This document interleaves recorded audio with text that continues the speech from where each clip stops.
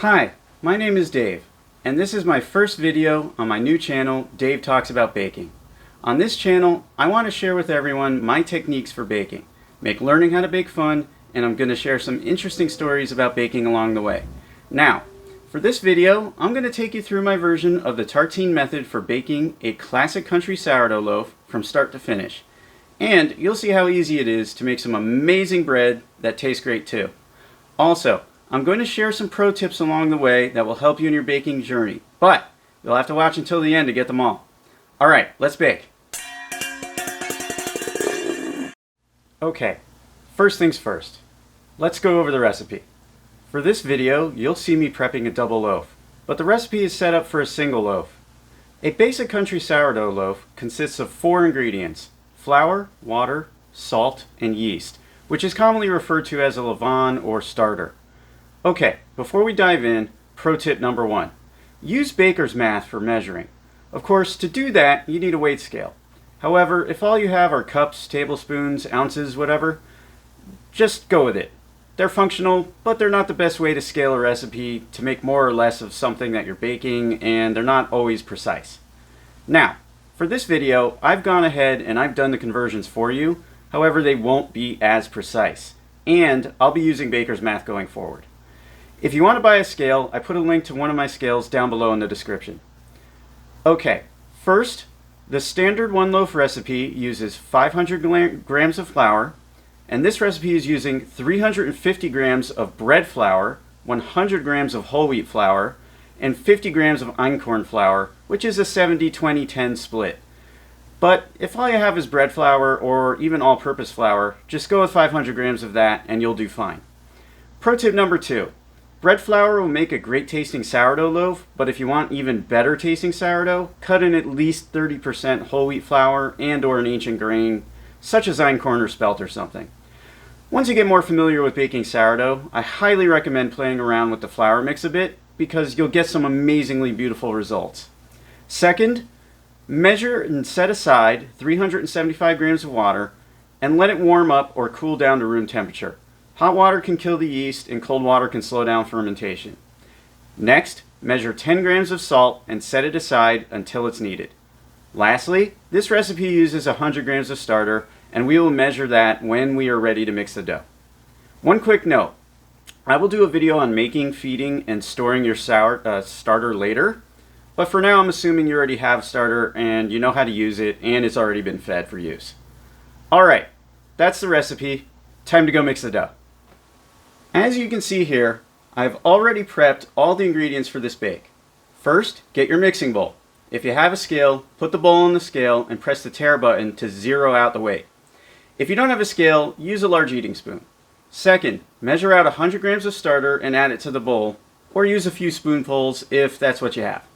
Next, pour in most of the water, saving about a spoonful or so for later. Mix the starter into the water and it will look cloudy like mine. Add all of your flour into the starter water. Usually I just use my hand for mixing, but you can use a spatula or a dough scraper if you want to.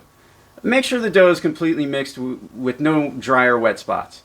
If your bowl has a cover, use it now to cover the bowl. If not, grab a towel and cover the bowl and let the newly mixed dough sit for about an hour to autolyse. Okay, the dough is ready for the next step. Now grab your salt and the remaining water. Pour the salt onto the dough and then add the remaining water and give it a good mix.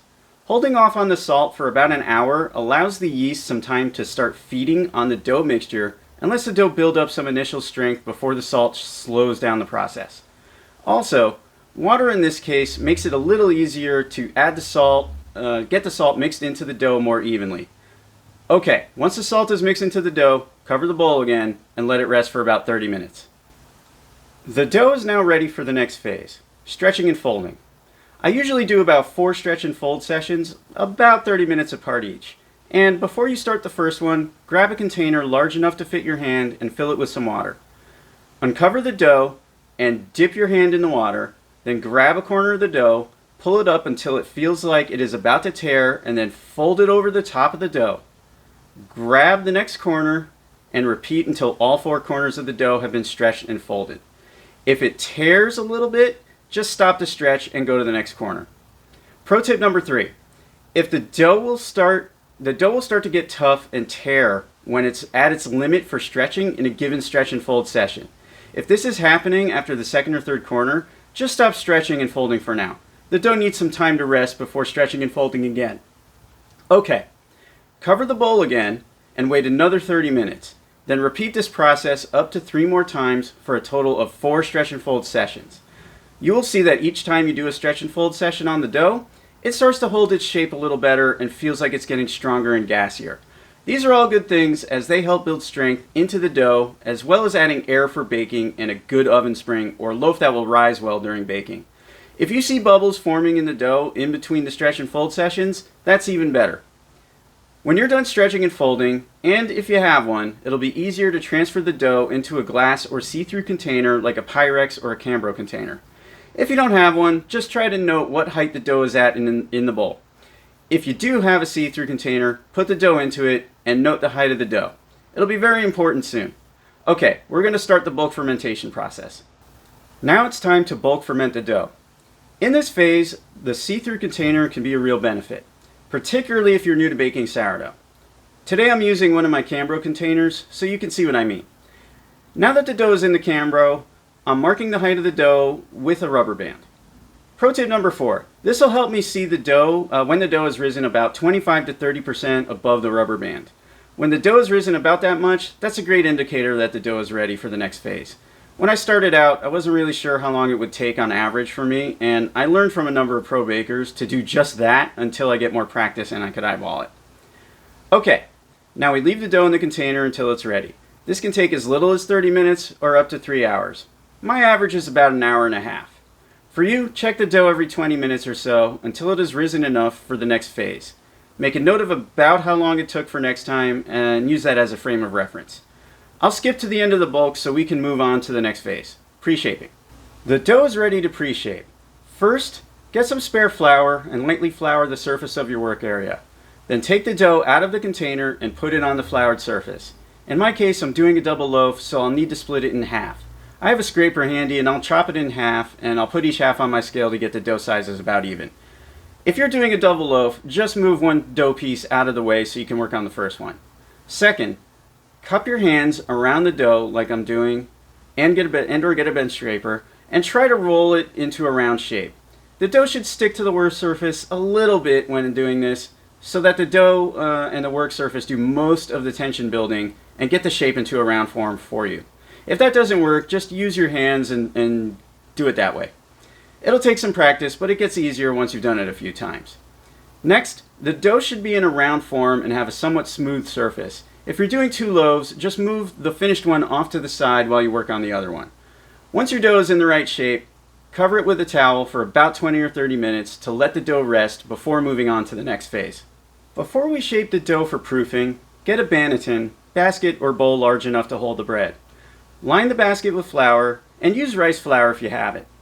Also, get a plastic bag large enough to fit over the bowl. A shower cap or Covermates will work, and you can find both of those at Target. First, if you're me or new to this, try a little flour on the dough and work surface. It will help keep the dough from sticking too much, and in my case, I use more whole wheat than most, and I have a high hydration level, which makes my dough sticky. Okay, take the dough and stretch it out a little bit into a rectangular, triangle, or square form. I'll use a squarish shape for today. Second, take the far end of the dough while holding the end close to you gently to the work surface. Stretch the far end up and over the dough toward the center. Next, take the right side of the dough and do the same, followed by the left side, then do the last side. By this point, my dough is already getting tough to work with, and it's ready for me to get it into a basket. For me, shaping never goes according to plan, and I might roll it with my hands and or bench scraper into an oblong or batard shape. You might need to go round if your basket or bowl is round.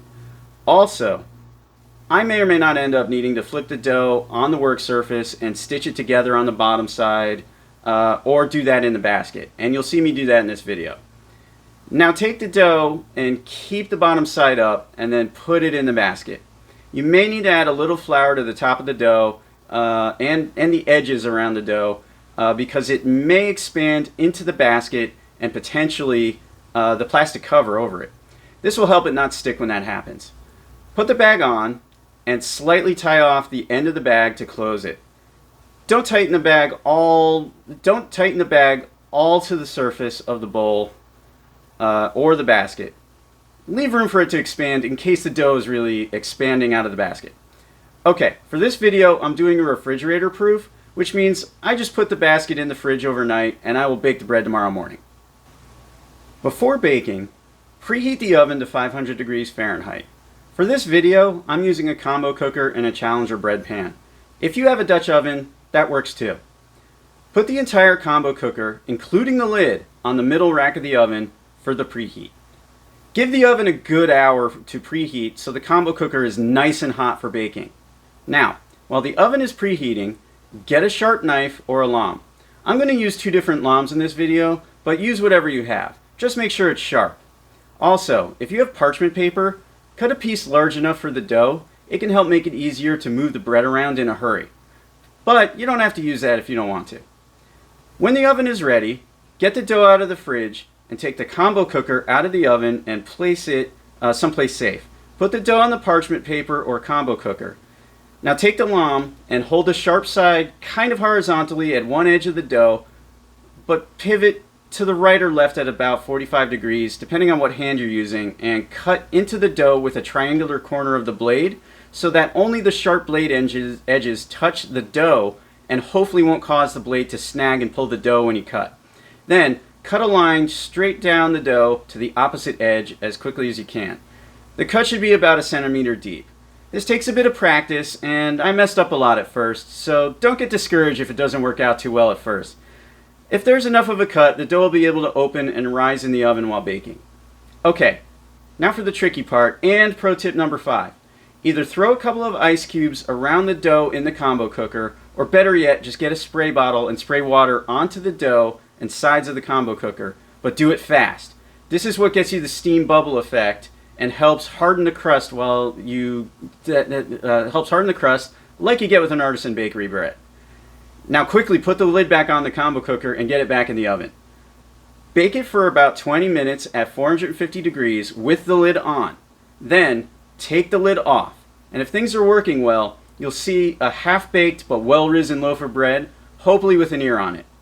But if that doesn't happen the first few times, don't worry. I've made plenty of great tasting flatbreads as a result of the learning process. Okay, now lower the oven to about 425 degrees and bake for another 20 to 30 minutes with the lid off. I like the bread to be a nice walnut color before I take it out of the oven. When that is done, put the bread on a cooling rack for at least 30 minutes to finish baking at room temperature before slicing. Yeah, it bakes at room temperature for about that long. That's why you shouldn't slice it right away. Okay, now the loaf is cooled down, let's cut it open and see how it turned out. Bonus pro tip, having the right kind of bread knife makes a huge difference in the difficulty of cutting the bread loaf. Typically, I use a longer blade between 8 and 10 inches long, and the blade is offset from the handle like the one I'm using today. Having the blade offset gives me more leverage when slicing and makes it easier. I also try to get wider and deeper blade teeth on the serrated edge because it makes it easier to cut the bread without ripping or tearing the slices as much. And of course, a sharp knife will always cut better than a dull knife. I put a link to my knife down below in the description. Wow, look at that. Beautiful. Look how this turned out. I know this loaf is going to taste great when I eat it later, but for now, I'm going to finish slicing it up first. I hope you enjoyed watching, and if you could do me a huge favor, please hit the like and subscribe buttons. Hit the notification bell too, so you'll be informed about when I post new videos. Even better, share the video and let me know what you think in the comments. Doing that tells me the videos I'm making are providing value to you and that I should keep doing more of them. Alright, that's it for this video. I'll post more videos soon for you to check out. I've got some ideas baking in the oven right now, and I think they're going to be great. Alright, take care.